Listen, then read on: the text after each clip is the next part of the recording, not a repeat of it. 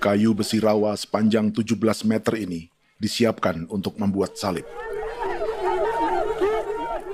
Melihat panjangnya, timbul pertanyaan, siapakah yang akan disalib? Siapapun itu, pasti sesuatu yang lebih besar dari mereka. Tapi Frankie Woro, Casimilus Awe, dan warga suku Auyu di Papua Selatan ini tak akan melukai siapapun. Mereka memakai salib ini sebagai tanda perlawanan.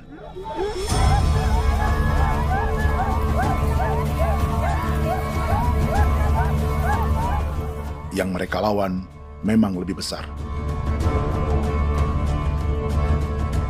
yaitu pemerintah Republik Indonesia. Pemerintah sedang mengincar 2,5 juta hektar hutan orang Papua untuk proyek tanaman industri pangan dan energi.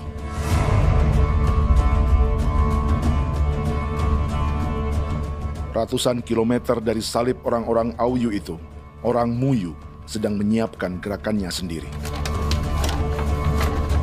Tapi kali ini dalam bentuk sebuah pesta. Pesta yang disiapkan oleh marga Kimco Jinibjo selama 10 tahun.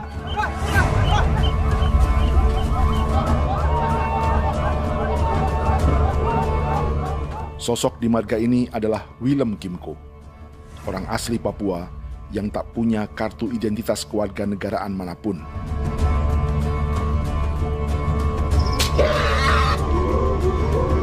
Pesta adat ini sudah cukup langka, tak hanya di Papua, bahkan di kawasan Pasifik dan peradaban Melanesia.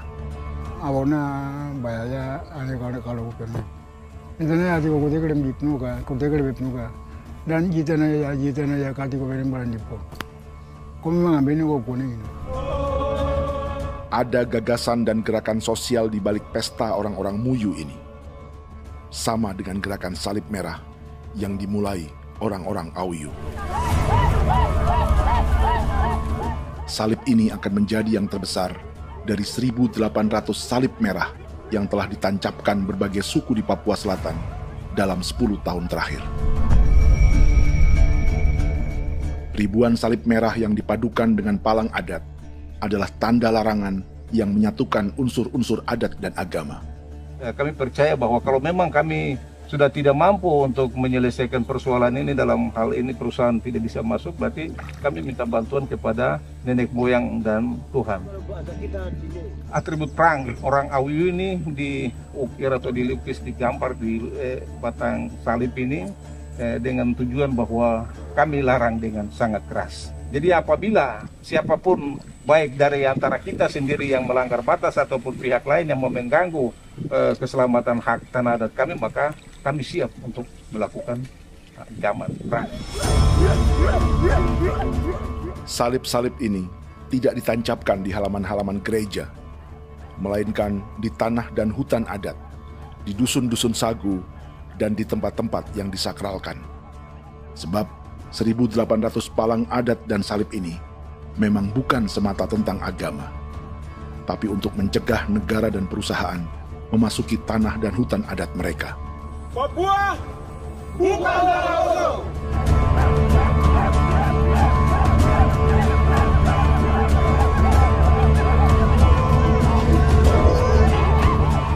Di zaman TikTok ini, kami ingin menceritakan semua ini lewat film yang pendek.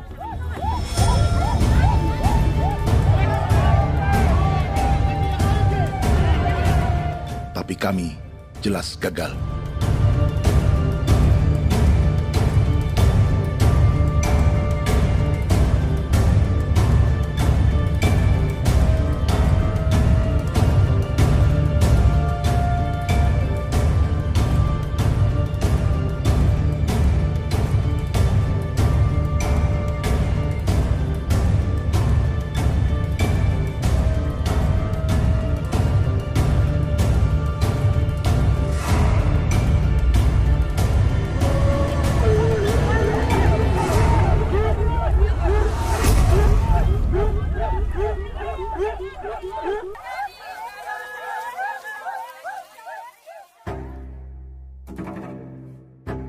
Di planet ini, ada 5 pemilik hutan hujan tropis terluas yang tersisa.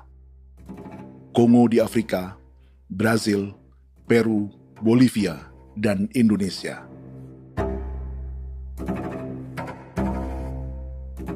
Di Indonesia, satu-satunya pulau yang hutannya masih terjaga adalah Papua, pulau terbesar kedua di dunia setelah Greenland. Lewat sejarah kolonialisme yang panjang, pulau ini kini dikuasai 2 negara. Bagian barat oleh Indonesia yang juga dikenal sebagai West Papua, dan bagian timur menjadi Papua Nugini. Dan tepat di perbatasan ini, di bagian Indonesia, sedang terjadi proyek pemusnahan hutan terbesar di dunia.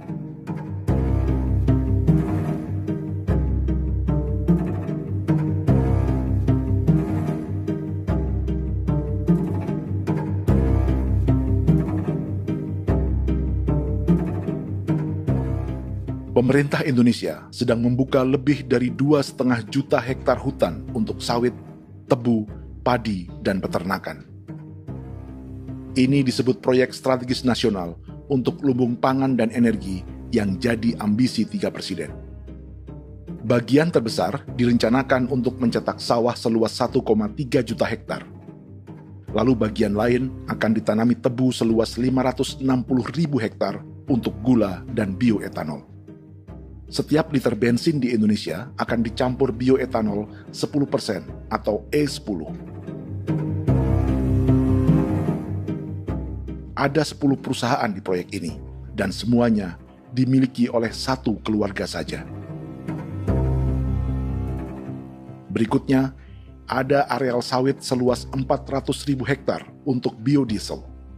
Targetnya mencampur 50% solar dengan minyak sawit atau B50. Dan terakhir, pemerintah akan membuka peternakan seluas 380.000 hektar. Jadi, apa yang salah dengan proyek pangan dan energi ini? 5 orang Papua dalam film ini akan menjawabnya.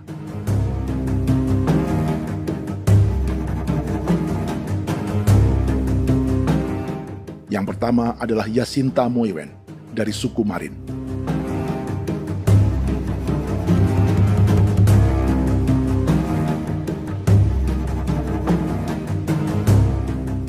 Yasinta dan warga di distrik Ilwayap di Merauke sudah menjadi korban. Hutan dan rawa sebagai sumber pangan dan ekonominya telah dihancurkan. Jalan sepanjang 135 km sedang dibuat, dan di kiri kanannya akan dicetak 1 juta hektar sawah. Mereka sulit menolak atau melawan. Salib sudah digeser, masih datang lagi dengan senjatanya mereka nih. Karena proyek ini juga dijaga tentara. Macam-macam senjatanya.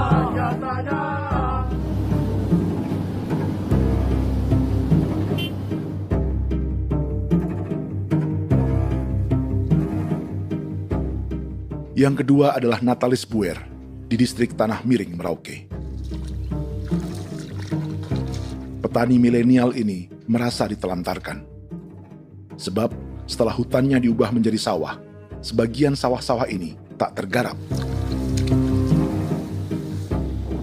Orang asli Papua seperti Natalis tak punya modal untuk benih, pupuk, perawatan, hingga ongkos panen.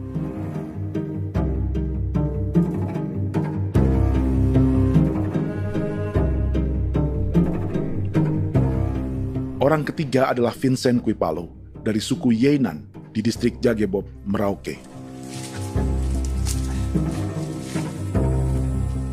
Vincent dan suku Ye sedang menjadi korban. Hutan adat orang-orang Ye sedang dihancurkan untuk perkebunan tebu dan bioetanol. Tanah mereka juga diincar untuk markas-markas militer, pasukan yang akan menjaga proyek pangan dan energi ini.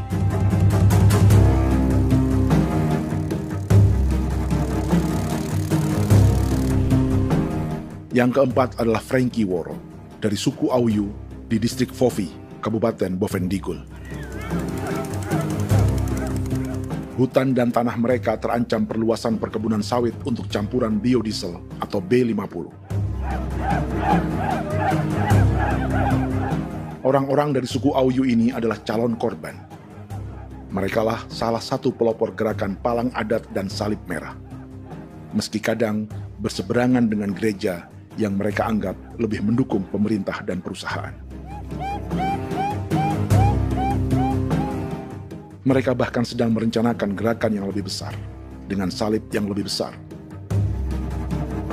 Tanah milik Somu Sobisiba itu bahwa tanah ini diciptakan oleh Tuhan dan memberikan warisan kepada kami. Kami ini hanya hak jaga.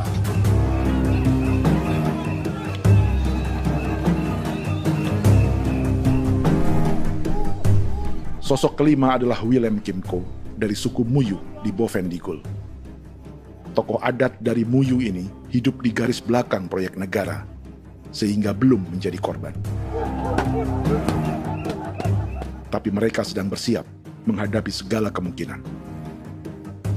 Tinggal di belantara dan perbatasan membuat sebagian mereka tak punya status kewarganegaraan. Tapi mereka telah hidup jauh sebelum ada Indonesia atau Papua Nugini.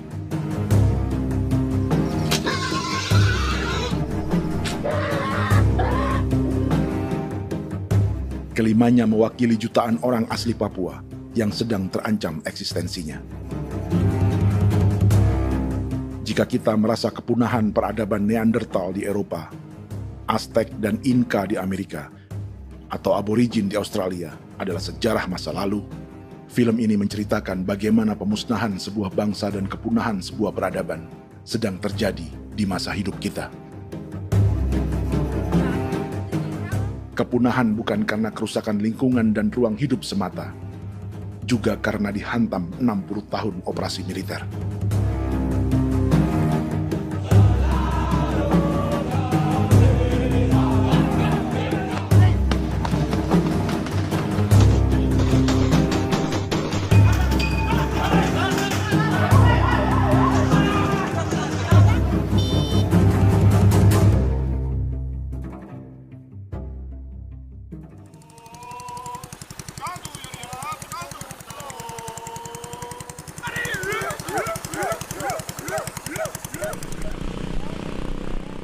Frankie Woro dan orang-orang Auyu sedang berburu. Tapi lokasi perburuan mereka mulai dikuasai perusahaan perkebunan sawit.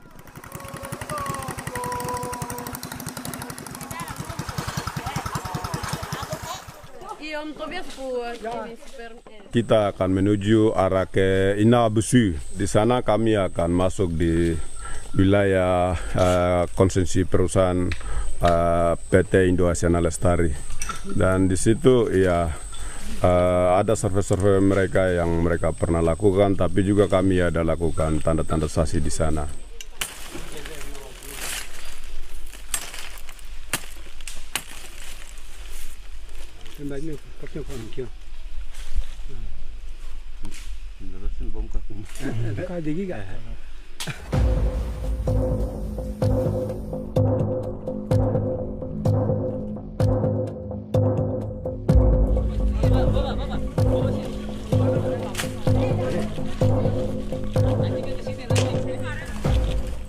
Dapat dengan yang induknya, tapi karena induknya dia lari dan terlambat kerja, akhirnya yang bisa kita dapat dia punya anak ini saja.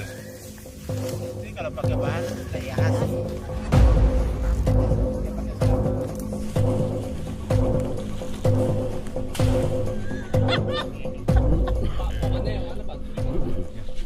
Pohon ini pohon bitanggur, dia punya kayu ini kita biasa gunakan untuk kerja perahu, dan juga kulit depu getanya itu kita pakai untuk kerja ini, panah-panah ini lem, jadikan lem ini, panah-panah.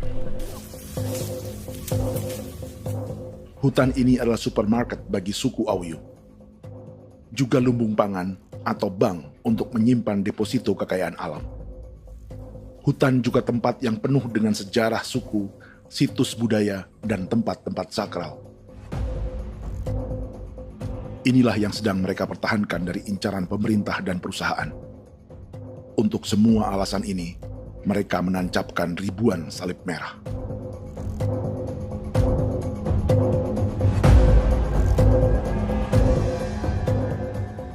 Tapi dari kampung, warga suku Auyu memberi kabar pada Frankie tentang intimidasi oleh aparat negara agar mereka melepas tanah ke perusahaan sawit dan berhenti memasang palang adat dan salib merah.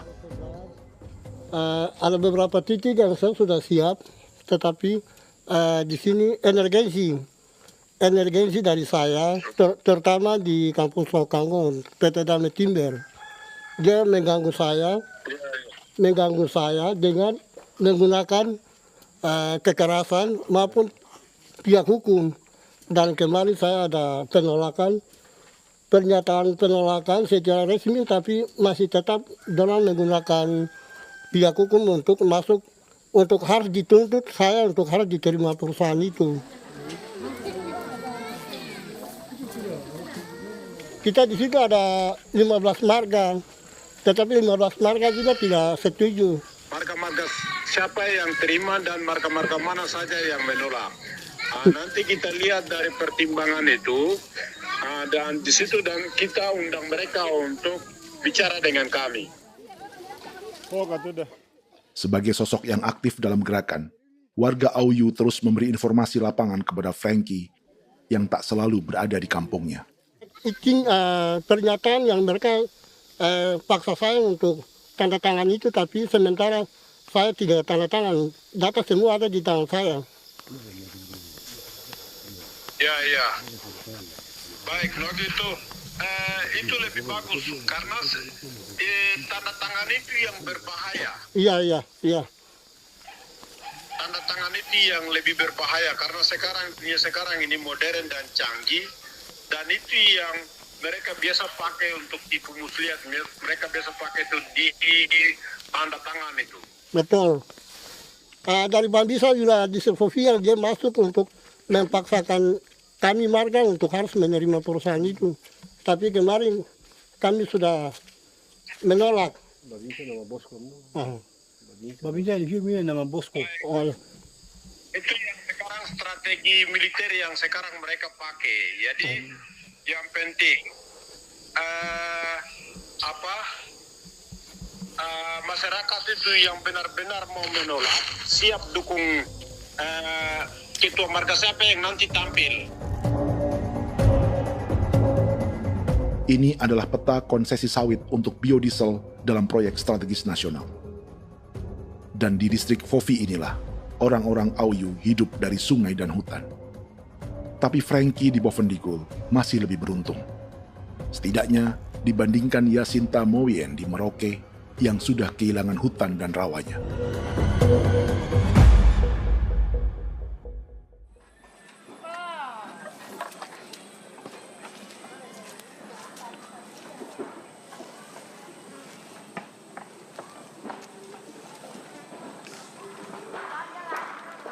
Yasinta dari suku Marin adalah petani sayur di Kampung Wanam, distrik Ilwayap, Merauke. Memanfaatkan lahan yang ada, ia berkebun dan menjual hasilnya ke pasar kampung. Ini ekonomi warga di Wanam untuk menghasilkan uang, lalu memberi barang kebutuhan yang tak bisa mereka produksi sendiri.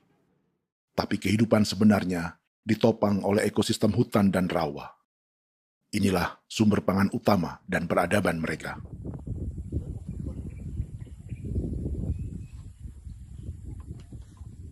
Namun ketenangan ini diusik ketika tiba-tiba pada Mei 2024, di Pelabuhan Wanam datang ratusan alat berat untuk proyek pangan dan energi pemerintah.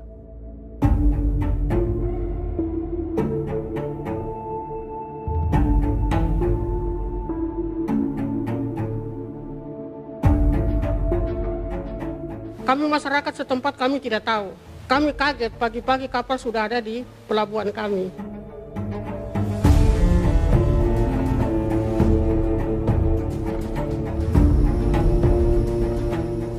Yasinta Mowien atau Enrika Gebze dan warga lainnya tak pernah diajak bicara atau dimintai pendapat. Seakan-akan Papua adalah tanah kosong. Kita suka kaget yang dong bawa turun alat berat dong bawa turun, kita kaget masyarakat. Dorang subongkar itu kayu-kayu.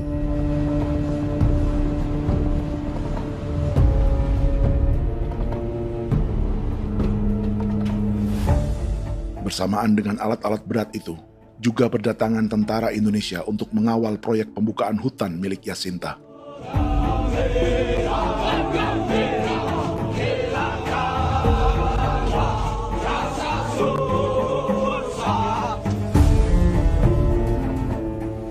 Ribu alat berat didatangkan dari Cina ke Papua oleh perusahaan bernama John Lin Group sebagai kontraktor pemerintah. Ini disebut sebagai pesanan eskavator terbesar di dunia dengan nilai 4 triliun rupiah. Misinya membuka hutan dan rawa milik orang Marin, salah satunya untuk membangun jalan sepanjang 135 km. Sementara di kiri kanannya akan dicetak sawah yang ditargetkan seluas 1,3 juta hektar. Jalan berupa garis lurus ini bukan rute tradisional ekonomi masyarakat. Jalan ini akan menghubungkan kawasan perkebunan sawit dan tebu di sebelah timur, juga untuk mobilisasi pasukan militer. John Lin Group adalah perusahaan yang dimiliki Andi Samsudin Arsyad atau yang dikenal dengan Haji Isam. Sebagian orang mengenalnya sebagai pengusaha yang hobi balapan mobil.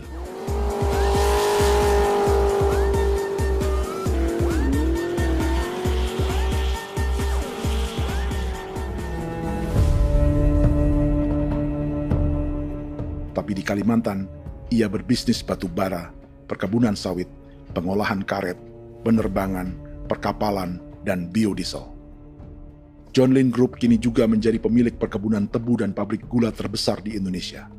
Sayapnya melebar dari Kalimantan hingga ke Bombana, Sulawesi Tenggara. Perkebunan tebu, pabrik gula, dan industri bioetanol inilah yang juga sedang dikembangkan di Papua.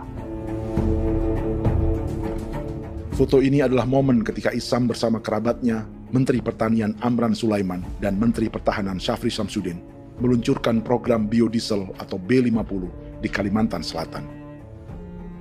B50 artinya, setiap 1 liter solar, 50%-nya akan dicampur minyak sawit. Perusahaannya, PT John Lin Agroraya, menjadi salah satu pemainnya.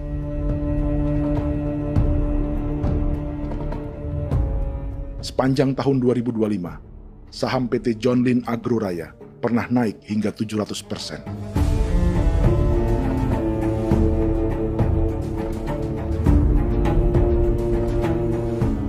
Perusahaan sawitnya yang lain, PT Pradiksi Gunatama, sahamnya bahkan pernah naik 4.000% hanya dalam 1 tahun.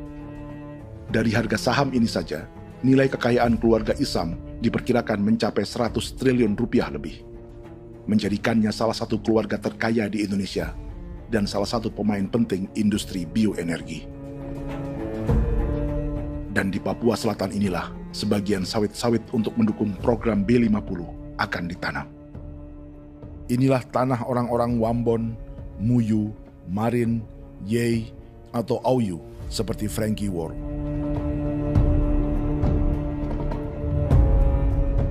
Haji Isam pernah menjadi tim kampanye nasional Presiden Joko Widodo dalam pemilu 2019 saat melawan Prabowo. Bintang Mahaputra Utama diberikan kepada Saudara Andi Syamsuddin Arsyad. Beliau berjasa luar biasa dalam mendorong pertumbuhan ekonomi daerah maupun nasional. Setelah menjadi presiden, Prabowo memberi gelar kehormatan Bintang Mahaputra Utama pada Isam.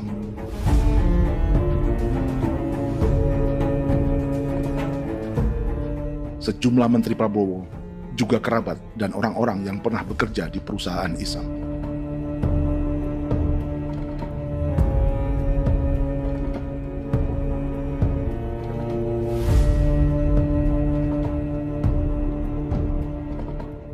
Lawan sebesar inilah yang sedang dihadapi Jacinta di kampung Wanam, Merauke. Atau petani perempuan lain seperti Enrika Gebse. Jadi alam kita ini sudah rusak. Jadi kita itu biasa jalan dari sini tuh harus pasang jerat di situ, harus cari makan di situ lagi. Itu tempat-tempat itu pasang-pasang jerat, tempat babi, rusa, sekarang sudah tidak ada lagi.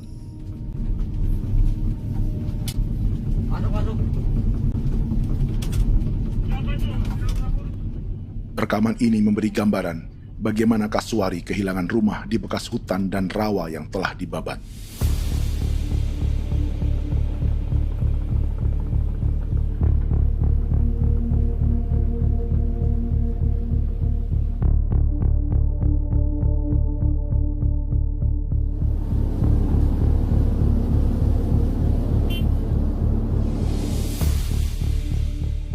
Keterlibatan tentara dalam proyek pangan dan energi di Papua memakai dalih bahwa ancaman terhadap negara kini tak hanya perang secara militer, tapi juga melalui pangan dan energi. Kementerian Pertahanan pun terlibat karena proyek ini dianggap operasi militer selain perang. Jadi tugas kamu adalah menjaga sumber cadangan pangan nasional. Macam-macam senjatanya, Proyek ini menambah panjang alasan mempertahankan kehadiran tentara di Papua dalam 60 tahun terakhir. Saat ini, jumlah tentara Indonesia di Papua mencapai 56.000 personel, atau ada 1 tentara untuk setiap 100 orang Papua. Bandingkan dengan rata-rata nasional, di mana hanya ada 1 tentara untuk 696 penduduk Indonesia. Itu belum termasuk polisi. Artinya, 1 orang Papua dijaga lebih banyak senjata dari rata-rata penduduk Indonesia. Tanah dan hutan diambil secara sepihak untuk kepentingan pembangunan batalion dan bandar antariksa. Ini bentuk perampasan masyarakat. Penolakan kehadiran markas-markas militer terjadi di sejumlah tempat di Papua. Tak hanya karena trauma dan ketakutan, juga karena mengambil tanah-tanah adat.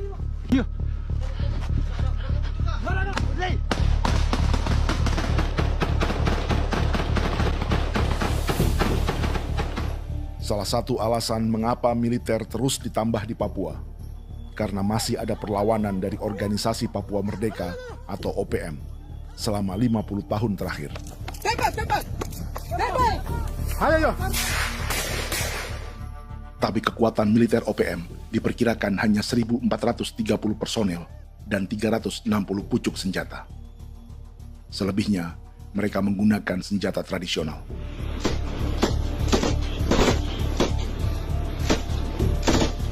Dengan demikian, kekuatan tentara dan polisi di Papua 58 kali lebih besar dari gerilyawan Organisasi Papua Merdeka.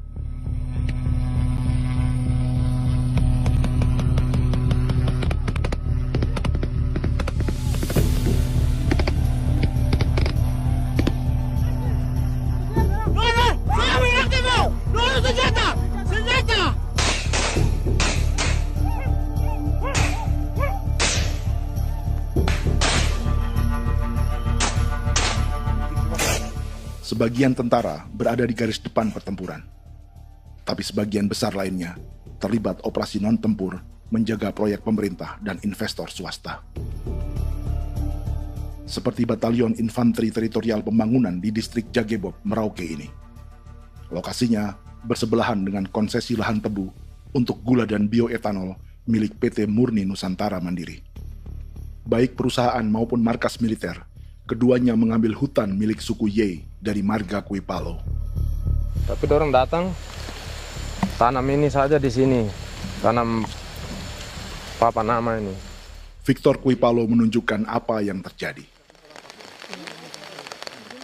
Jadi kita juga kaget ini. Nah, kalau ini Papa Nama ini memang, ini Papa Nama ditanam tapi bukan haknya mereka yang ini. Ini hak kami di sini, hak dusun kami, marga Kuipalo yang punya hak dusun ini. Setelah memasang patok, alat berat mulai bekerja untuk membangun markas militer di tanah orang Ye.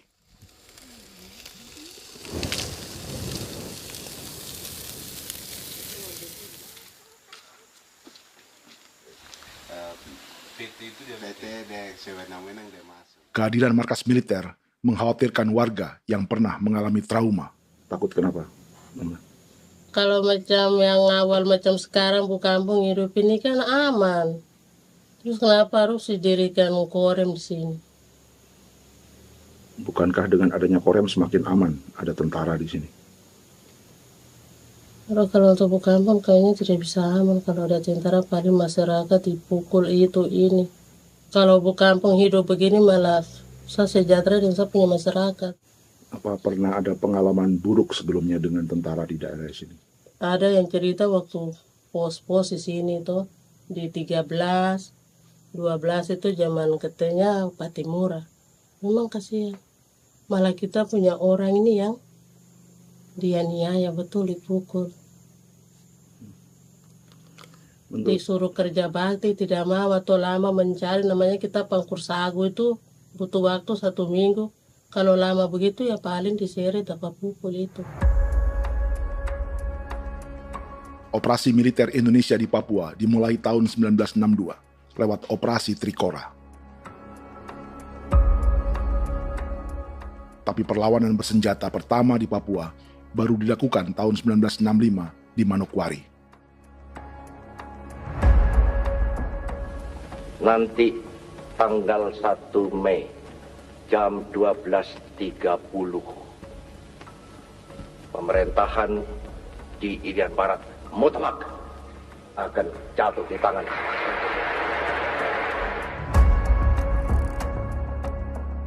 Sejak itu, selama 60 tahun, operasi militer untuk menaklukkan Papua terus dilakukan.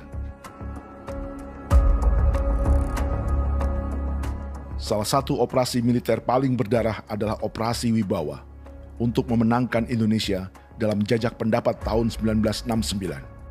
643 orang tewas di Paniai.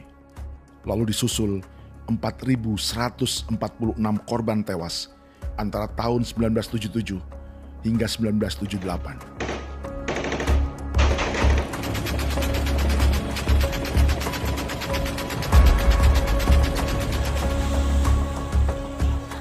Operasi militer ini menimbulkan gelombang pengungsian hingga kini. Dewan Gereja Papua mencatat 103.000 orang menjadi pengungsi pada tahun 2025 dan nyaris tak diberitakan media-media Jakarta.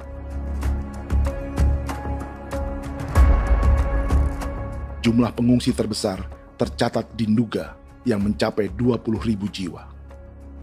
Banyak di antaranya yang sedang hamil, seperti Jubiana, salah satu pengungsi Nduga. O tagarik misi kagi be muguruk berselari di namen wane gosem bigari me egirik munene an nimbo misle berselar nene wam dagyak lek prak de oi gore bangal no so ndak lo yo nandam yanet ndang no gat de nanen di ko nerwa membri wal marwa egirik munene wa tringel no semana o ngal siak ya ber kumbik nyak masala ore na me wo suluk ri namen wani go semane kuman nak wani wani ndemo lo ndak misri namen bre go lo nak no semana ne be minit waru ra kana bi ne dige war de mino pragit de laina bulan Maret April ya na mana kantan barang ne lire na bam ne Jubiana lalu menamai anaknya pengungsi Kogoya. Selain Jubiana, juga ada Emma dari Maibrat yang melahirkan di hutan. Sampai di kampung gini, katanya bilang ada tentara yang bangun jembatan. Saya capek itu juga pun masih tahan. Kembali lagi ke hutan lagi. Itu sampai saya jatuh di tengah jalan. Orang sampai terbanting di kayu semuanya. Berasa sakit begitu. Melengkapnya tuh Domika Serli, pengungsi Wako. Masyarakat sipil dari Kampung Aitrem sementara mengungsi karena kampungnya sementara dikuasai oleh TNI Polri. Seratusan ribu pengungsi di Papua saat ini jauh melampaui jumlah yang mengungsi ke Papua Nugini tahun 1984, yaitu 10.000 orang karena menghindari operasi militer.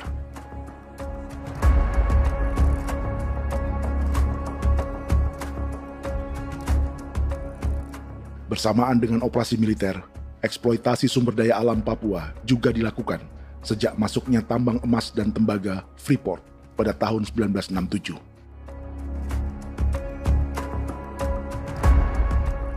Disusul perkebunan sawit awal tahun 1980-an. Lalu ada perburuan buaya untuk diambil kulitnya. Sebelumnya, ada eksploitasi gas alam di Teluk Bintuni, pencarian besar-besaran kayu gaharu, atau pembukaan hutan tanaman industri. Ini belum termasuk perburuan dan perdagangan ikan arwana di selatan Papua, penebangan kayu merbau dari hutan-hutan Jayapura, emas di Blok Wabu Intan Jaya, bahkan nikel di pulau-pulau kecil Raja Ampat. Dan kini, dalam skala yang belum pernah terjadi dalam sejarah, Papua dipaksa mencetak sawah, tebu untuk bioetanol, dan sawit untuk biodiesel.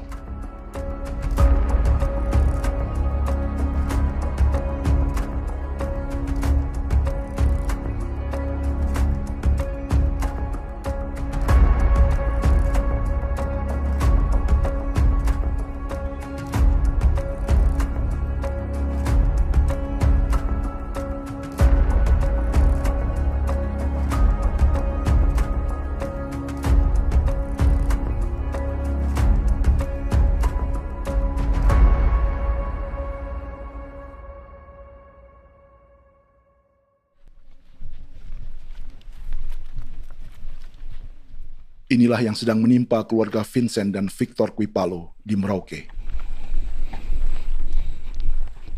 Hutan mereka diambil untuk markas militer dan industri perkebunan, PT Murni Nusantara Mandiri. 1 dari 10 perusahaan yang diberi konsesi untuk menanam tebu dan memproduksi gula serta bioetanol seluas 52.000 hektar.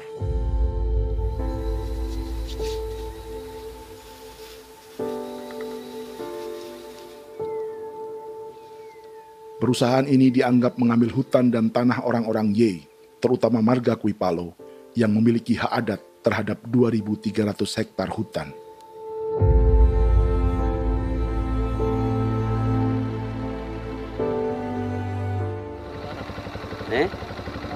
Tentara? Tentara. Oh iya, tentara.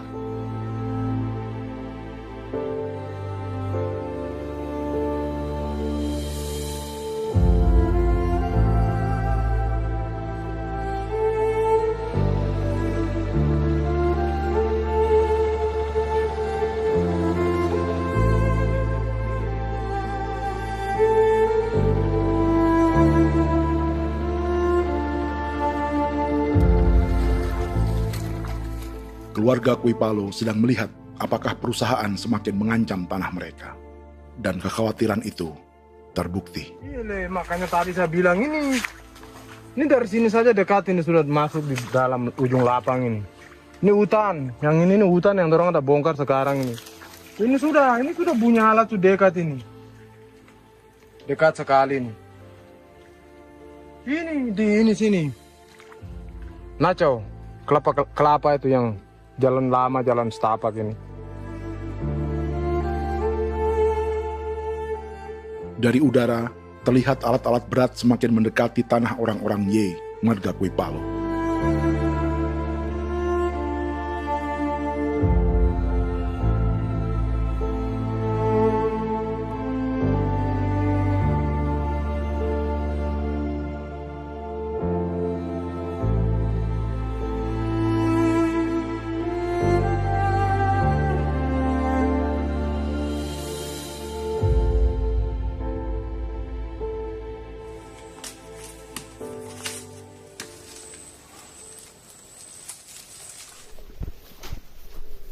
Keesokan harinya, Victor dan kerabatnya memberi tanda cat merah di pohon-pohon yang berada di batas tanah mereka.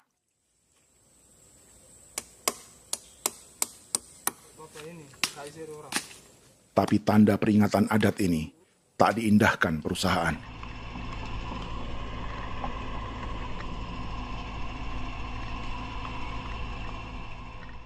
Dua bulan kemudian, perusahaan tetap memasuki tanah marga Kuipalo.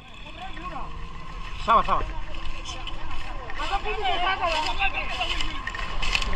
Kami manusia, kau lihat. Tapi tidak sudah sakit hati sekali saya katakan. Ini sama baikin kalau pikiran berubah lagi.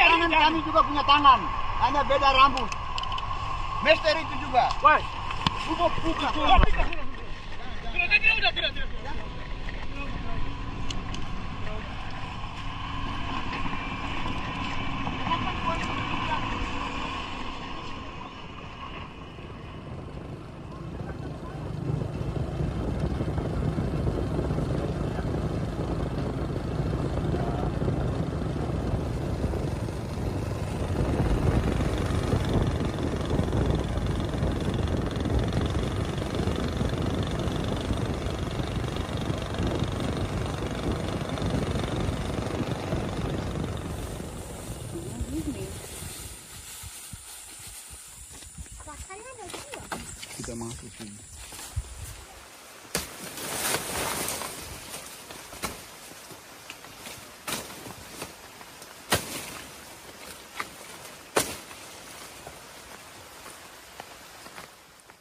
Jadi ya untuk itu seperti saya katakan tadi, apakah lebih baik kita tidak usah ada kah atau bagaimana, kita pisahkan, pisahkan dari negara ini kah?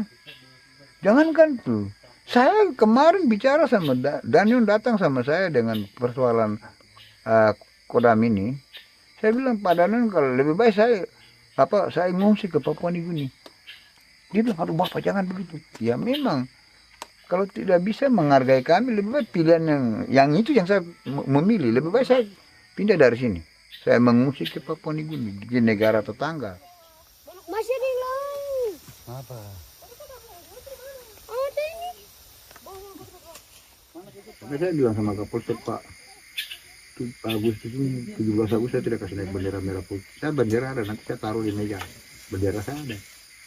Karena saya punya pikiran percuma kita ini merasa bahwa kita hidup di bawah naungan merah putih. Ternyata merah putih tidak lindungi kami. Tidak anggap kami sebagai kami rakyatnya. Dia lambang negara. Dan kami menghargai lambang negara itu. Ternyata lambang negara ini, kita bernaung di bawah lambang negara ini, kita tidak dilindungi. Hak kita tidak dihargai.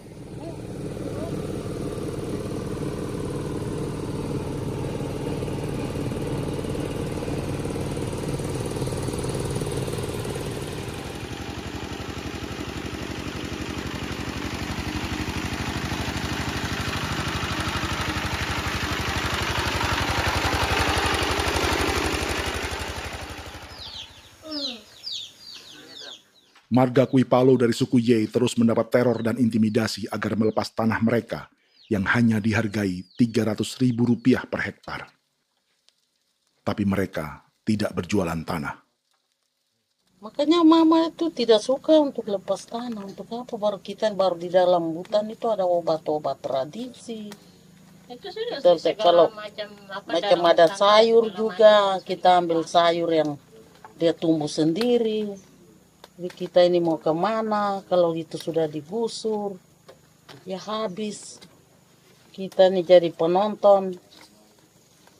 Jangan sampai kita ini duduk minta di jalan. Jadi kita tidak mau seperti itu. Makanya tanah itu kita tidak melepas. Tapi mungkin orang lain tuh dia senang saja. Lebih baik saya pegang uang merah dulu. Saya bisa beli-beli itu ini. Nanti datang uang sudah habis, gembel. Mau cari kemana lagi, hutan sudah habis. Mau makan ikan di mana, kali sudah hancur.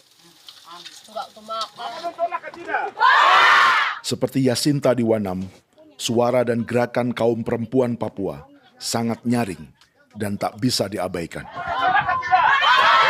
Saya sebagai perempuan tolak untuk perusahaan masuk di sini. Karena kalau saya terima anak-anak saya mau dikemanakan, mau tinggal di mana. Apapun yang terjadi saya tetap tolak. Demi tanah ini saya akan berjuang, demi saya punya anak-anak. Yang katanya mengutamakan anak Papua, nyatanya yang kerja kebanyakan ya orang-orang Jawa. Saya sendiri orang Jawa, tapi bukan mau bicara yang tidak-tidak. Memang kenyataannya seperti orang-orang Papua itu diterbelakangkan, kurang diutamakan, gitu.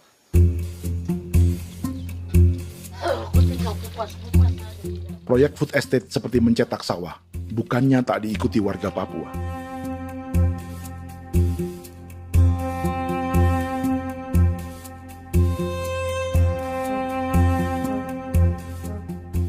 Salah satunya Natalis Buer di distrik Tanah Miring, Merauke.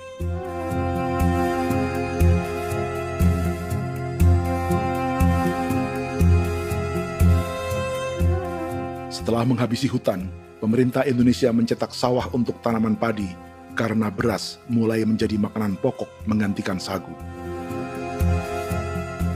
Sebagian besar penggarapnya adalah warga transmigran yang datang sejak era 1980-an. Bahkan petani transmigran sudah ada sejak Belanda membuka proyek padi kumbe di distrik Kurik. Lokasi yang sering jadi langganan pejabat Indonesia memamerkan sawah di Papua.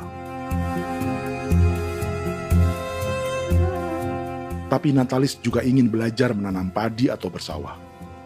Namun ia kesulitan karena dibutuhkan modal untuk benih, pupuk, hingga pemeliharaan dan panen.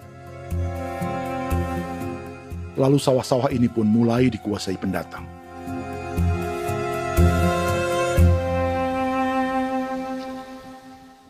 Tapi sejauh ini di kampung kami ini yang saya lihat memang ada kelompok kami punya di sini yang sudah tergabung dalam Gapoktan, kemudian masuk dalam optimalisasi lahan. Tapi baru saya anak asli yang punya lahan di sini. Mereka tidak punya. Pemerintah dalam hal ini adalah Kementerian Pertanian bersama-sama Kementerian Pertahanan yang dalam hal ini pada garis di bawahnya adalah TNI Angkatan Darat, memberikan support yang maksimal kepada masyarakat khususnya di Merauke dalam rangka. Saya kemarin habis 9 juta. 9 juta ya? Iya, 9 juta karena dia sudah tidak dipakai toh. Ya. Perempuan Papua seperti Filomina juga mau bertani. Pemerintah memberi bantuan Rp900.000 per hektar lewat program optimalisasi lahan atau OPLAH. Tapi dibanding biaya produksi dan harga jual gabah, Filomina mengaku berkali-kali rugi dan kini memutuskan tak lagi menggarap sawahnya. Terus kita harus cari uang untuk kombek.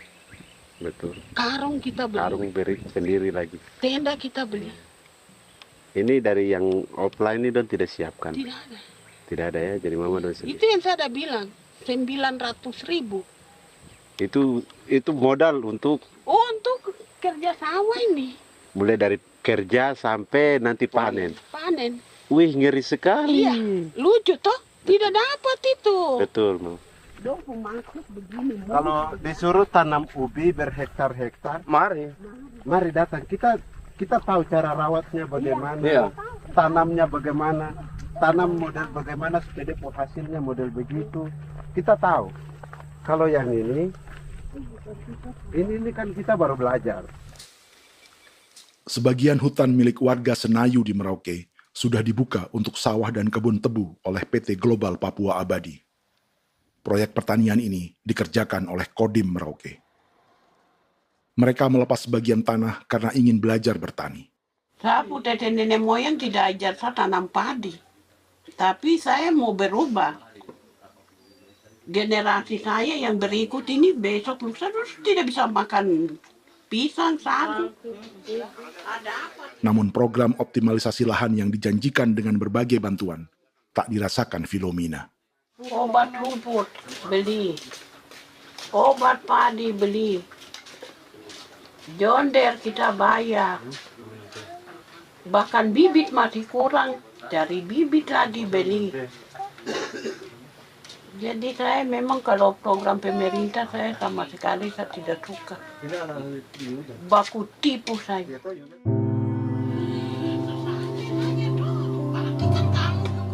Mereka merasa ditinggalkan sendiri, jatuh bangun belajar bertani padi. Sementara sumber pangan dan air yang semula mudah didapat, kini telah berganti sawah dan kebun tebu. Dulu kita masih bisa jalan, nanti masak di kali, pakai air kali. Minum pakai air kali. Sekarang kok mau masak? Tidak ada air sudah susu, mau minum tidak bisa. Sudah dengan obat. Drone semprot tebu itu saja drone. Drone yang semprot. Saya lihat di itu. Jadi kita bukan drone yang terbang di atas untuk disemprot. Dong lempar pupuk di bawah ya dia mengalir ke kali. Mengalir ke kali, ke rawa-rawa.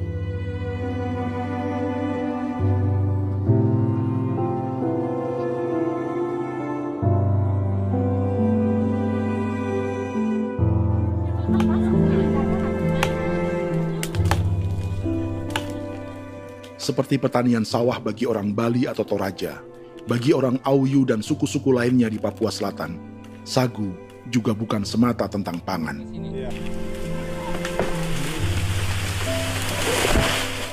Bagi orang Auyu dan Marin, sagu adalah kerabat, sosok orang tua, sosok nenek moyang yang harus dijaga dan dilindungi. Lagi bikin apa mama ini mama? Pakai toko itu sagu.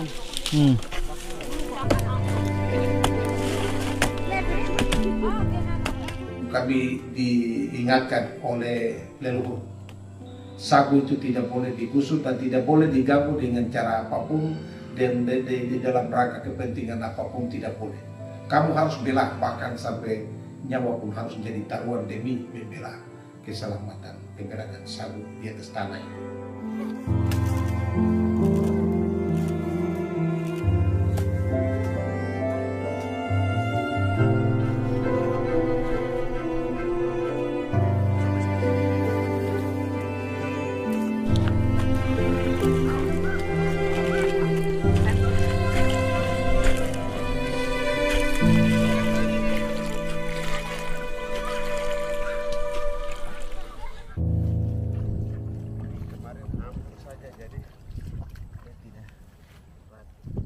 Menurut Natalis, pemerintah di Jakarta mendefinisikan lumbung pangan semata urusan beras dan mencetak sawah.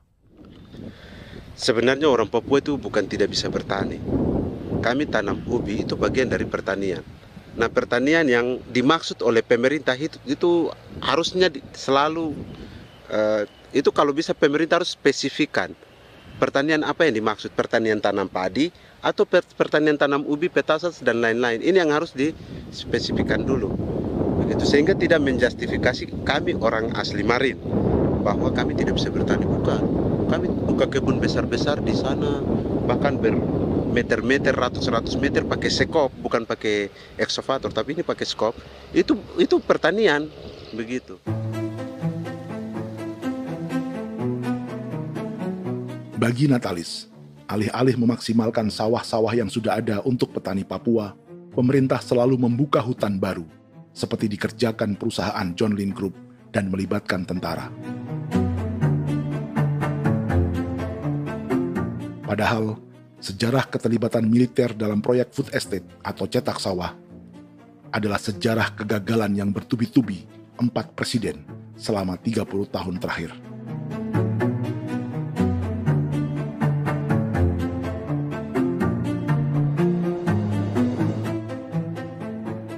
Papua bukan yang pertama menjadi proyek lumbung pangan yang melibatkan tentara. Kalimantan telah menjadi korban 30 tahun sebelumnya.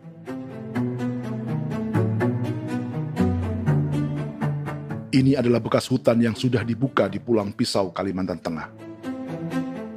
Tahun 1996, di era Presiden Jenderal Soeharto, ia menghabisi 1 juta hutan di lahan gambut untuk mencetak sawah demi memenuhi ambisi swasembada beras, bukan swasembada pangan. Hutan tropis Kalimantan dihabisi dalam skala yang belum pernah terjadi dalam sejarah. Di bawah rezim militeristik, tak ada yang berani melawan keinginan Soeharto, termasuk orang Dayak seperti Kuneng. Nggak bisa dihalangi itu. Nggak boleh dihalangi. Ya kalau ada kata-kata aja menghalangi, sudah kita diseret ke kepolisian dulu. Atau bisa langsung di PKI-kan. Iya, di PKI-kan gitulah. Jadi kita tuh nggak berani apa-apa dulu tuh. Apa maunya aja. Misal bilangnya A. Setahun setelah pengundulan hutan skala besar itu, tahun 1997, untuk pertama kalinya Kalimantan mengalami kebakaran lahan dan kabut asap terbesar dalam sejarah.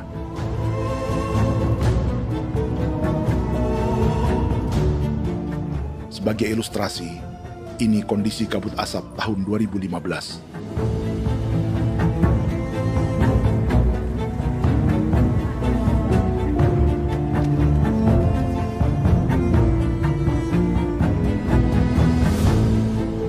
Proyek 1 juta hektar sawah Jenderal Soeharto itu gagal. Bendungan dan saluran irigasi mangkrak hingga kini. Mei 1998, rezim Soeharto tumbang, 2 tahun setelah ia menumbangkan jutaan hektar pohon di Kalimantan. Setiap tahun, lokasi ini menyumbang kebakaran dan kabut asap yang merugikan jutaan orang.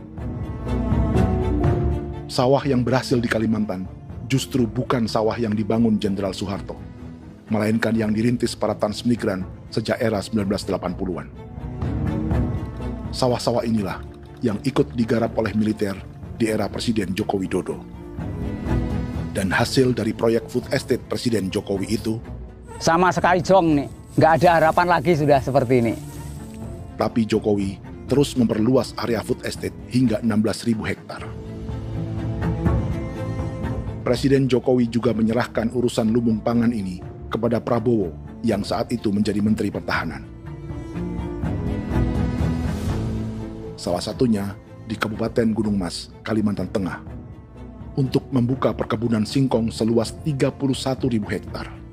Food Estate Singkong Jenderal Prabowo ini dimulai dengan membuka 600 hektar hutan di Tawai Baru. Proyek singkong untuk bioetanol ini pun dijaga tentara. Dan seperti Jenderal Soeharto, proyek Jenderal Prabowo ini pun gagal.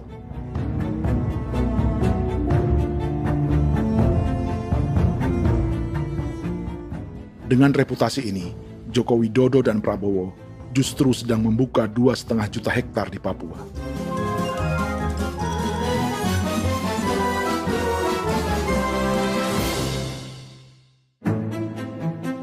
Setelah Jenderal Soeharto, Presiden Jenderal Susilo Bambang Yudhoyono juga mencoba membuka food estate di Papua sejak tahun 2010. Namanya Merauke Integrated Food and Energy Estate atau MIFE. Proyek ini juga gagal. Lalu di lokasi yang sama, Jokowi berusaha meneruskan dengan proyek mencetak sawah 1,2 juta hektar yang juga gagal. Sekarang yang paling siap adalah 1,2 hektar. Yang 1,2 juta hektar. Dan kini, Prabowo yang pernah gagal dengan 600 hektar singkong di Kalimantan justru akan mengulangi di Papua dengan skala 2,5 juta hektar. Di daerah Papua pun harus ditanam kelapa sawit supaya bisa menghasilkan juga BBM dari kelapa sawit. Dalam setiap proyek pangan dan energi di Papua, yang lebih menonjol bukan tanaman pangannya, melainkan untuk energi atau bahan bakarnya. Sawit untuk biodiesel dan tebu untuk industri bioetanol. Ada 10 perusahaan yang diberi konsesi hingga 0,5 juta hektar untuk tebu. Dan 10 perusahaan itu dimiliki oleh satu keluarga saja.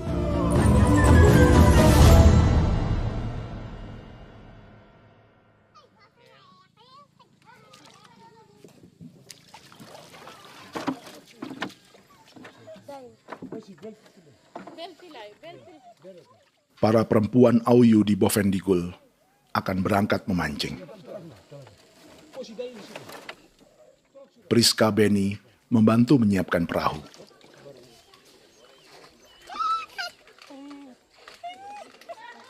Mereka akan mengumpulkan bahan pangan di hutan untuk persiapan acara penancapan salib merah berikutnya.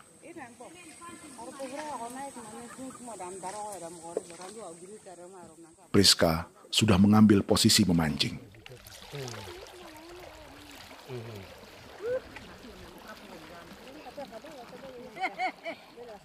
.800 salib merah telah dipasang di wilayah adat berbagai suku di Papua Selatan untuk menghalau perusahaan sawit dan tebu.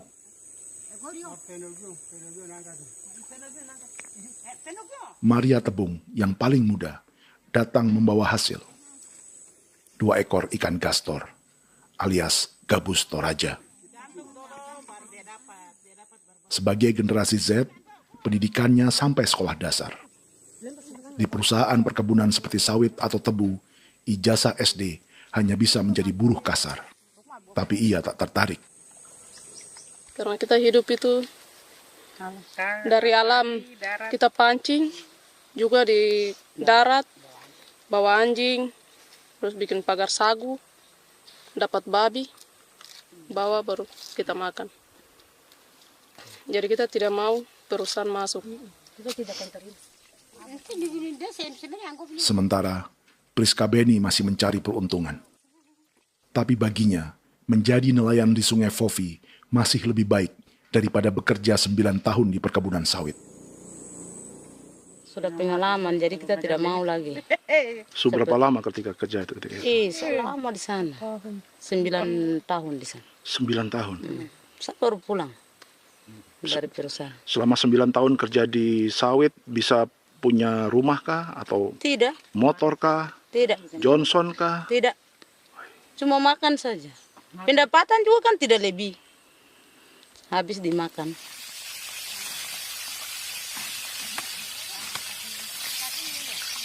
Satu minggu libur berapa hari? Tidak libur. Minggu tetap kerja? Tetap kerja. Tidak bisa ke gereja? Hari Minggu kerja. Hari Minggu juga kerja. Dia tidak mengenal agama perusahaan itu. Di grup perusahaan sawit Korindo, Priska digaji 2 juta rupiah per bulan dan tinggal di mes karyawan. Tapi gaji itu dipotong bahan makanan atau BAMA rata-rata 1 juta rupiah setiap bulan. Korindo adalah grup perusahaan yang salah satu usahanya adalah hutan tanaman industri dan sawit di Bovendigul dan Merauke. Di Papua, mereka memakai bendera PT Tunas Sarwa Ema. Perusahaan ini pernah memberi bantuan pada Keuskupan Agung Merauke. Keuskupan Merauke belakangan mengeluarkan pernyataan mendukung proyek strategis nasional di Papua. Umat Katolik yang memprotes sikap gereja tersebut ditangkap polisi. Jadi selama 9 tahun tidak bisa nabung? Tidak. Makan saja. Makan saja. Makan saja. Menabung bagaimana? Keperluan banyak. Tidak sampai. Habis di anak-anak uang sekolah. Uang 1 juta itu mana sampai. Menabung juga tidak cukup. Sudah pengalaman, jadi kalau di sini perusahaan mau masuk tidak.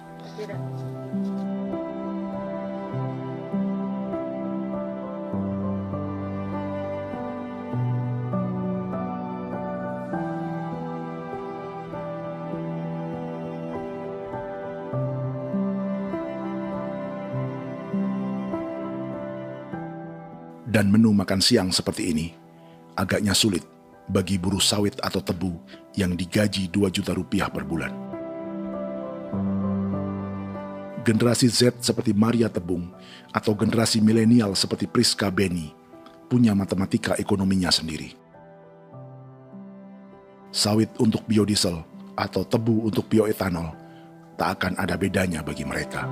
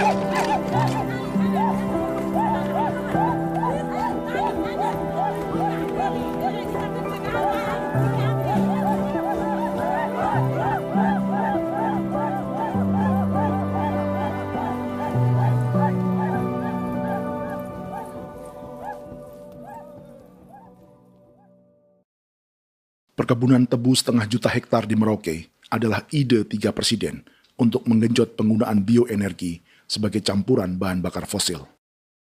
Selain swasembada pangan, swasembada energi di daerah Papua pun harus ditanam kelapa sawit supaya bisa menghasilkan juga BBM dari kelapa sawit. Juga tebu menghasilkan etanol. Singkong, kasava juga untuk menghasilkan etanol. Bioetanol adalah bahan bakar nabati atau tumbuhan yang dapat dicampur dengan bensin. Sama dengan program biodiesel yang mencampur solar dengan minyak sawit. Pertamina saat ini sudah menjual BBM bioetanol dengan campuran 5% yang dipasarkan dengan merek Pertamax Green 95. Tapi pemerintah ingin menaikkan kadarnya menjadi 10% atau E10. Maka ke depan kita akan mendorong untuk ada E10. Kemarin malam sudah kami rapat dengan Bapak Presiden. Bapak Presiden sudah menyetujui untuk direncanakan mandatori 10% etanol. Idenya untuk mengurangi ketergantungan pada bahan bakar fosil yang diimpor dan menimbulkan polusi.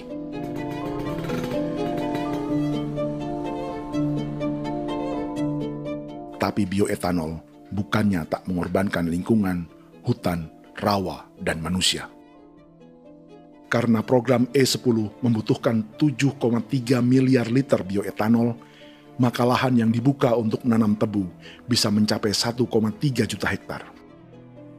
Sementara saat ini, luas perkebunan tebu di Indonesia hanya 500 sampai 600 ribu hektar. Artinya, butuh lahan baru hingga 800 ribu hektar untuk menanam tebu. Dan 500 ribu hektar diantaranya sedang dibuka di Papua. Hutan yang tadinya untuk menumbuhkan pangan berubah jadi tanaman untuk bahan bakar di jalanan. Kecepatan pulihnya hutan beradu dengan jumlah dan kecepatan kendaraan di jalanan.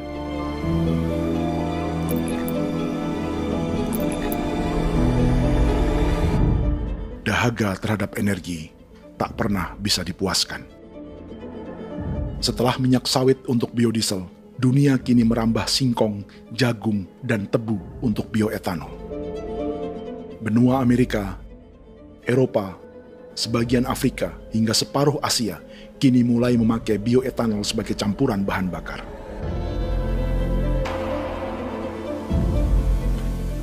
Selain perebutan lahan, masa depan dunia juga dibayangi semakin mahalnya harga pangan karena persaingan antara perut manusia dengan tangki kendaraan.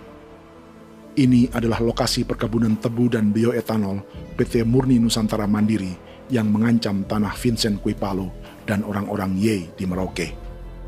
Beberapa kilometer di selatan adalah PT Global Papua Abadi yang mengancam tanah orang-orang Muyu dan Marin. Dua perusahaan ini adalah bagian dari 10 perusahaan yang mendapat konsesi lahan untuk tebu dan bioetanol di Merauke. Batas konsesi mereka bahkan sama dengan batas negara Indonesia dengan Papua Nugini. Salah satu ciri bahwa peta konsesi ini dibuat di Jakarta dari atas meja. Sama seperti kolonial Inggris dan Belanda ketika mereka membagi Pulau Papua dengan garis lurus pada abad 19. Seakan Papua adalah tanah kosong. Bedanya, meski peta konsesi ini mengatur batas 10 perusahaan, tapi perusahaan-perusahaan ini sebenarnya dimiliki oleh satu keluarga saja. Ini nama 9 dari 10 perusahaan tebu dan bioetanol di Merauke, Papua. 99% saham mereka dimiliki sebuah perusahaan bernama PT Merauke Nusantara Manis. Sementara 1% sisanya dimiliki PT Merauke Gula Mandiri. Tapi saham kedua perusahaan ini dimiliki PT Merauke Sugar Group. Dan perusahaan ini, 90% sahamnya dimiliki pengusaha bernama Angelia Bonaventure Sudirman, serta perusahaan bernama Zico Trust dan Resource Harvest. Lalu 10% lainnya dikuasai PT Papua Energi Abadi, yang pemiliknya adalah Dudi Christian dan Angel Madeline. Sekarang, mari kita lihat siapa mereka. Angelia Sudirman adalah keponakan dari salah satu konglomerat sawit Indonesia, Martias Fangiono. 9 perusahaan di Papua ini berada di bawah bendera Merauke Sugar Group. Dan Merauke Sugar Group hanya satu dari 7 grup perusahaan milik keluarga Fangiono.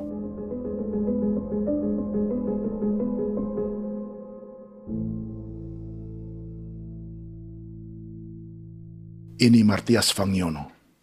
Seperti Haji Isam, Martias selama ini dikenal sebagai pengusaha sawit yang kini merambah bisnis tebu dan bioetanol.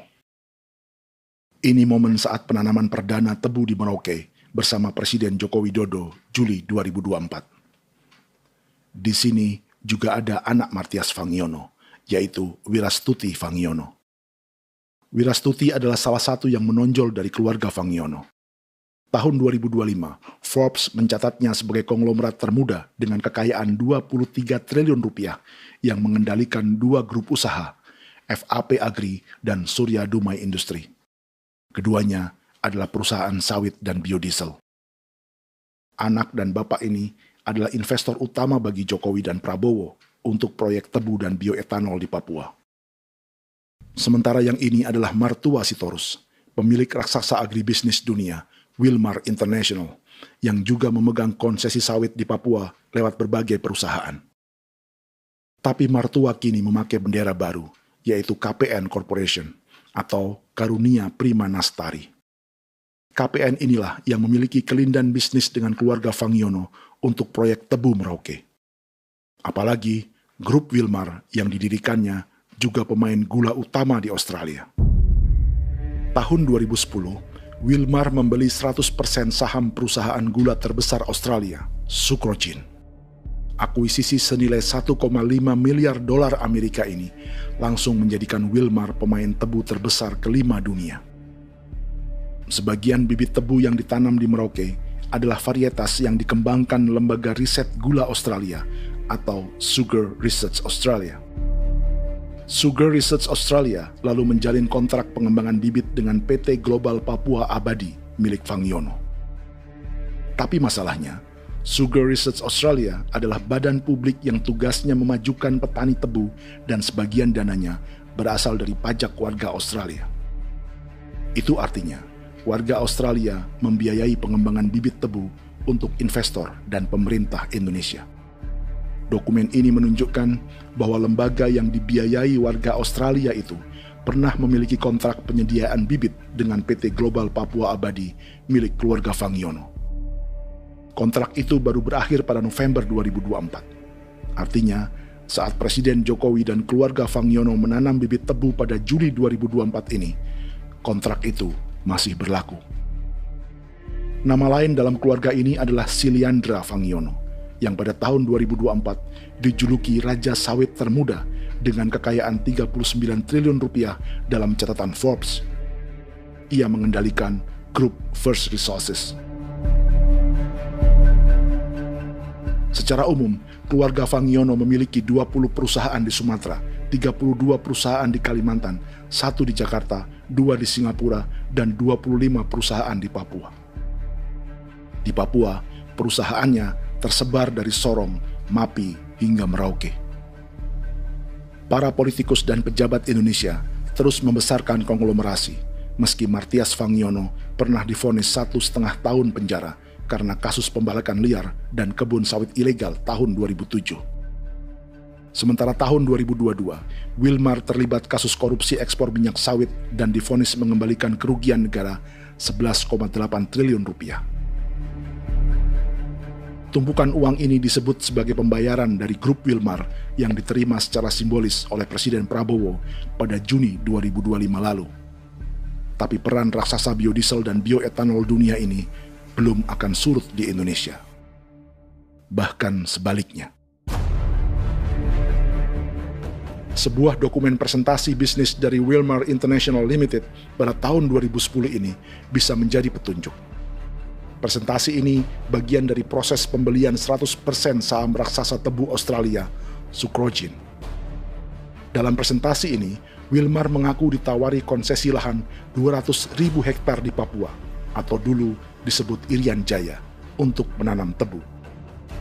Dengan penerbangan hanya 2,5 jam dari kantor Sucrogin di kota Townsville ke Merauke, Wilmar akan mengawinkan bisnis gula dan bioetanolnya menjadi pemain dunia.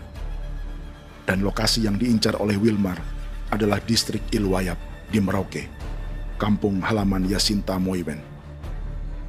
Dan persis disinilah, 14 tahun kemudian, ribuan eskavator John Lynn Group milik Haji Isam mulai membuka hutan sebagai kontraktor pemerintah. Presentasi dan gagasan ini dibuat oleh Wilmar pada Juli tahun 2010. Sebulan kemudian, Agustus 2010, pemerintah Presiden Susilo Bambang Yudhoyono meluncurkan proyek Lumbung Pangan dan Energi Merauke atau Merauke Integrated Food and Energy Estate. Targetnya membuka lahan 1 juta hektar dalam 5 klaster yang masing-masing 200.000 hektar. Angka yang sama dengan presentasi Wilmar. 5 tahun kemudian, 2015, giliran Presiden Joko Widodo yang mau melanjutkan proyek pangan dan energi 1,2 juta hektar. Menjelang pensiun sebagai presiden, Jokowi kembali menggencarkan proyek ini dan melibatkan Prabowo sebagai Menteri Pertahanan.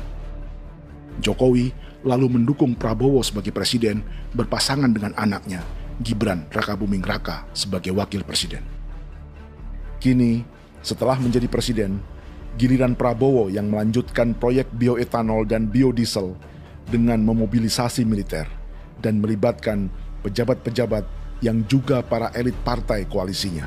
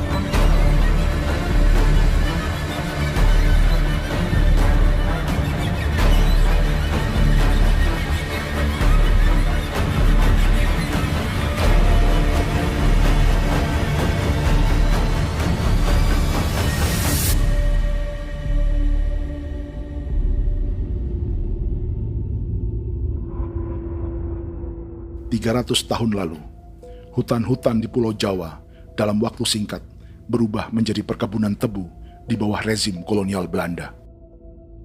Orang Jawa menjadi buruh dan petaninya dipaksa menanam tebu. Dari kolonialisme dan politik tanam paksa itu, Belanda memperkaya negara dan para investornya.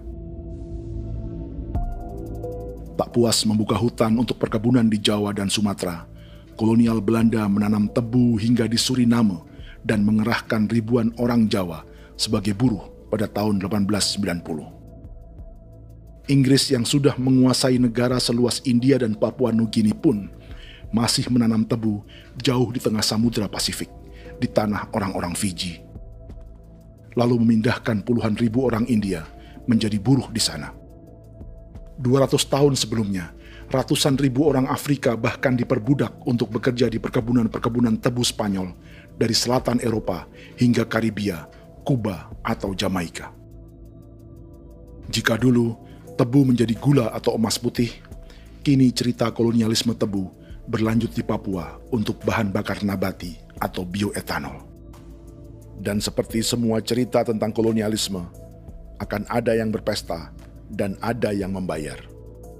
Dalam setiap cerita pesta kolonialisme, baik di Jawa, Karibia, atau di Papua, selalu melibatkan para elit lokal, dari pejabat, perwira, hingga agamawan. Tapi dalam setiap kolonialisme, juga selalu ada cerita tentang mereka yang mempertahankan diri dan melawan.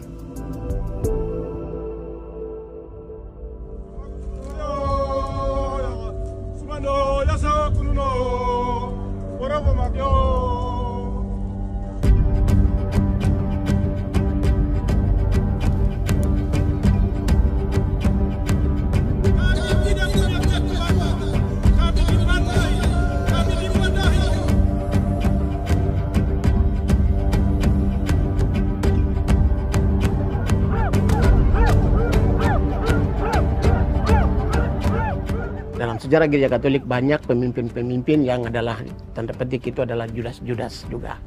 Jadi itu sudah pasti karena itu adalah manusia. Satu sisi sebagai manusia dalam perjalanan digoda, apalagi ada dalam posisi-posisi jabatan, ya mungkin banyak tawaran-tawaran lain, lalu disitulah terjadi pergeseran keberpihakannya kepada misi gereja tadi itu untuk umat, untuk mereka yang tertindas. Orang kirim ekskuvator, orang kirim tentara, orang kirim polisi. Pukul kami bukan pencuri, kami tidak pernah mencuri orang barang. Kami tidak pernah menangis ke orang lain. Kami tidak pernah menangis ke kita bapak mama, kami menangis kepadamu. Tuhan kami lemah. Mesti datang di hijau Cikui, orang lain datang ke bangsa kami, ke wilayah kami untuk kasih habis kami.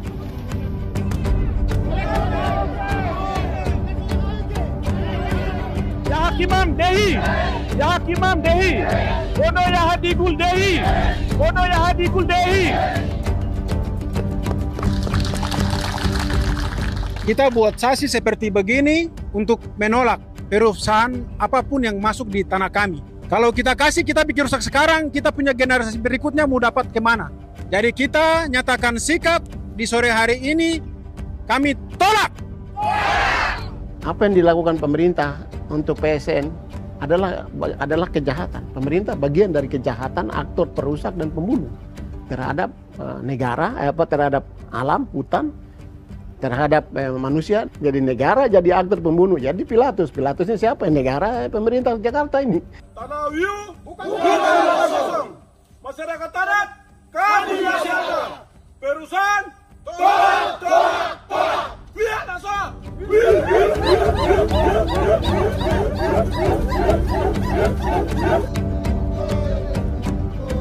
Jika tanah adat dan hutan adat hilang, kami mau hidup di mana?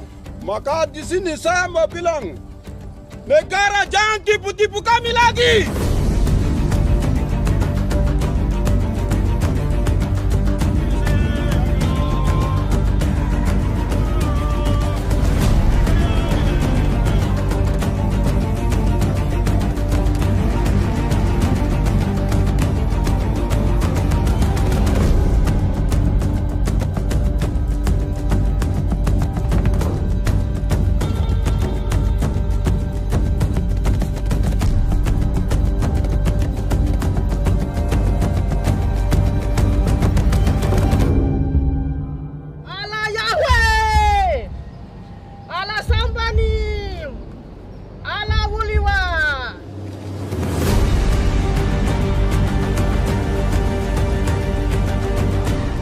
Kalau kami dianggap orang Papua itu bagian daripada Republik ini, tolong hargai kami. Dengan adanya PSN, PT, John Lindrop yang sudah menerobos tanah kami dan hutan kami, merusak alam kami. Itu yang kami datang ke Jakarta jauh-jauh dari Papua.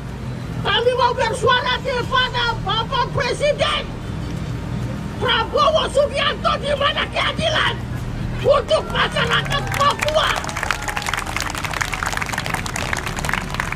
Tolong lihat masyarakat Papua yang sudah mati. Kami bersepakat menyatakan, 1. Gereja-gereja di Indonesia mendukung masyarakat adat yang menolak proyek strategis nasional di tanah Papua. 2.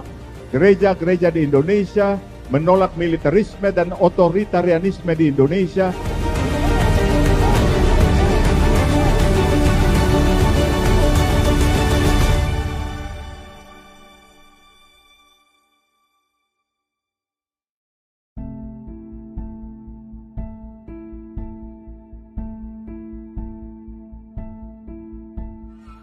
Kita sering merasa banyak hal buruk sudah jadi cerita sejarah.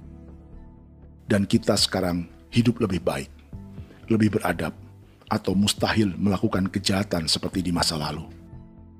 Kita tidak lagi menghukum mati orang dengan memenggal kepalanya. Kita menembaknya atau menyuntik racun agar tertidur dan mati. Tapi ada hal-hal yang tak berubah.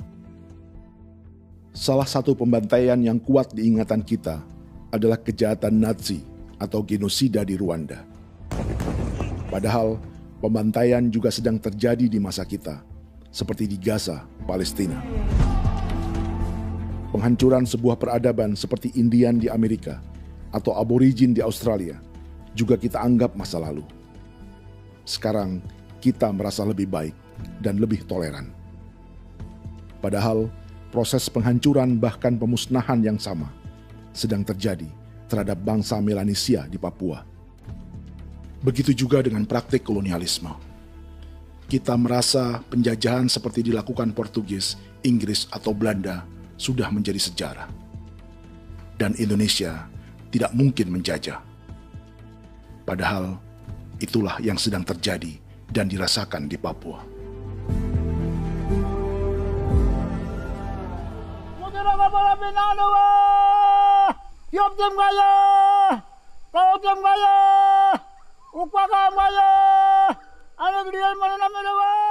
Jalannya sejarah ini disadari Willem Kimco di pedalaman Bovendigol, Papua. Hidup terpencil dan tak tersentuh urusan negara bukan berarti selalu aman.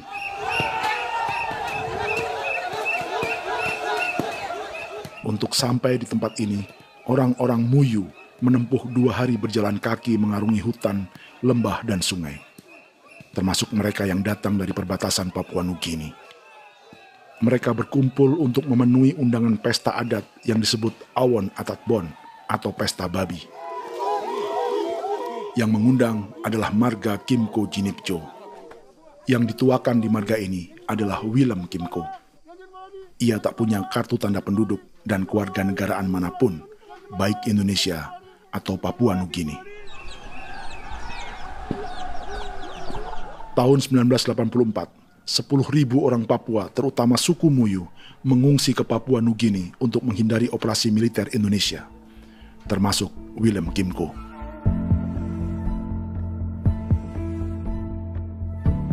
Apa yang membuat pesta adat ini istimewa? Apa bedanya dengan acara serupa yang dihadiri pejabat, tokoh agama, LSM, atau yang direkam oleh kru televisi dan konten kreator? 18. Pertama, untuk membuat pesta babi, orang Muyu perlu persiapan selama 10 tahun. Sebab, babi-babi yang akan jadi bagian dari pesta ini tak boleh dibeli, alias harus dipelihara sendiri. Babi-babi ini bukan bantuan pejabat pemerintah, gereja, atau LSM.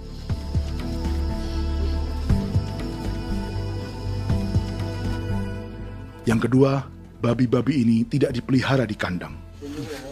Jadi punya nama babi ini kah? Harimau. Harimau? Harimau. Dia kulit dengan ini bulu di harimau, macam harimau begitu dia kasih nama harimau. Setelah diberi nama, mereka dilepas liarkan di hutan sejak kecil. 10 tahun kemudian, jika tiba saatnya pesta, para pemburu akan mencari mereka di dalam 479 hektar hutan milik marga Kimco. Suku atau marga lain tak akan mencurinya di hutan, karena mereka sudah punya babi dan wilayah masing-masing. Itu artinya, mereka harus tetap menjaga dan mempertahankan hutannya, agar babi-babi bisa hidup. Demikian juga dengan lahan pangan mereka, yang menumbuhkan sagu, keladi, atau aneka sayuran.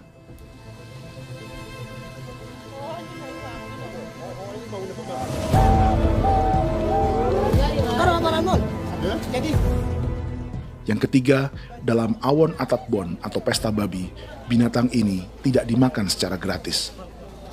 Setiap marga atau klan dalam suku Muyu akan membayar jerih payah tuan rumah menjaga hutan dan memelihara babi.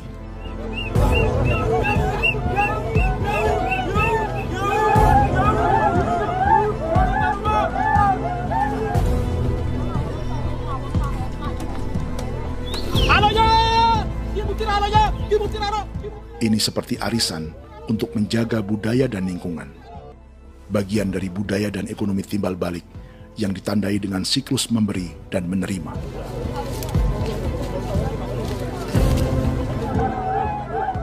Ini juga cara orang Muyu membangun dan memperluas aliansi. Awon bet begul bet, ulan yau kando bet, asat bet anani, asat bet yang ligan ani, oh, ado, amten anani, menini tu na jaga, kepo kemo ko di mana. Kepo kemo mayat nih. Kep tetek mau yang gue kep kanin between ke iftore ben. Nih ben netana ke kadek me. Oke. Kep kan nanti kutu apa mau kepo kep pasar kutu orang. Kon keneman gini wane. Koko kati bolon ya bengo. Koko kuning bolon ya. Jika Willem Kimco dan marganya bisa menjaga hutan dan wilayahnya, marga lain ikut diuntungkan sebagai sebuah ekosistem. Demikian juga sebaliknya. Alasan keempat, mengapa pesta babi ini memiliki tempat khusus dalam peradaban orang Muyu, karena Willem Kimco khawatir peradaban mereka akan punah, menyusul ancaman terhadap ekosistem dan hutan. setiap marga atau klan harus mengkonsolidasi diri dan membangun aliansi.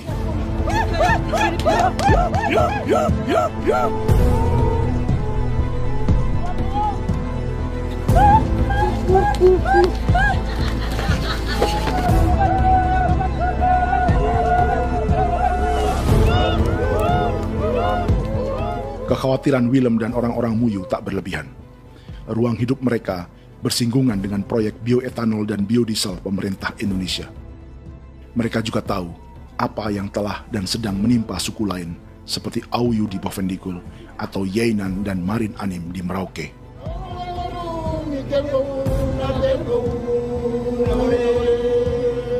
Jika suku-suku lain menggunakan palang adat dan salib merah sebagai gerakan perlawanan, orang-orang Muyu memakai pesta babi untuk mempersiapkan diri dan konsolidasi.